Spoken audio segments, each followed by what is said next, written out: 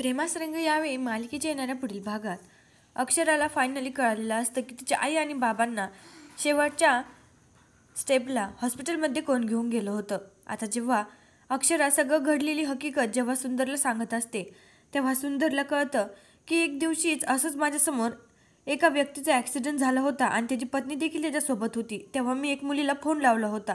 तर आता सुंदर ठरल्याप्रमाणे त्या नंबरवर कॉल करतो तर तो फोन अक्षराला आलेला असतो। अक्षरा जेव्हा हॅलो म्हणते तेव्हा सुंदर देखील हॅलो बोलतो आणि अक्षराला कळालेलं असतं की सुंदरच तिच्या आई आणि बाबांना हॉस्पिटलमध्ये शेवटला घेऊन गेला होता। तेव्हा अक्षरा सुंदरला अगदी घट्ट मिठी मारते आणि त्याला ती मोठमोठ्याने धरून रडत असते, कारण त्याच्या आईबाबांना वाचवण्याचा प्रयत्न सुंदरने केलेला असतो। तर आता अक्षरा सुंदरला म्हणत असते, छोटे मालक, तुम्ही आम्हाला एवढी मोठी मदत केली होती पण आम्हाला माहीत नाही म्हणून आम्ही तुमचे आभारसुद्धा मानू शकलो नाही, परंतु आता तुमचे आभार कसे मानावे मला हे समजत नाही। तेव्हा सुंदर बोलतो की हे बघ अक्षरा, जे झालं ते झालं, आता माझं तुझ्याकडून एकच अपेक्षा आहे की तू मला लग्नाला होकार दे आणि आपण दोघं लवकरच लग्नाच्या बंधनामध्ये अडकून राहू। तेव्हा आता अक्षरा सुंदरला पुन्हा नकार देते। यावर सुंदरला राग येतो आणि तो तिथून निघून झालेला असतो।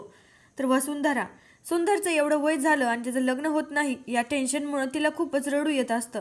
ती तिच्या नवऱ्याला सगळं सांगते आणि त्याच्यासमोर तिने विष खाण्याचा प्रयत्न केलेला असतो, परंतु आता वसुंधराला वाचवल्यानंतर अक्षराला खूपच टेन्शन आलेलं असतं की मालकीनसुद्धा आता छोटे मालकासाठी एवढं सगळं करत आहे आणि मी लग्नाला नकार दिल्यामुळे सगळ्यांनाच टेन्शन आलेलं आहे।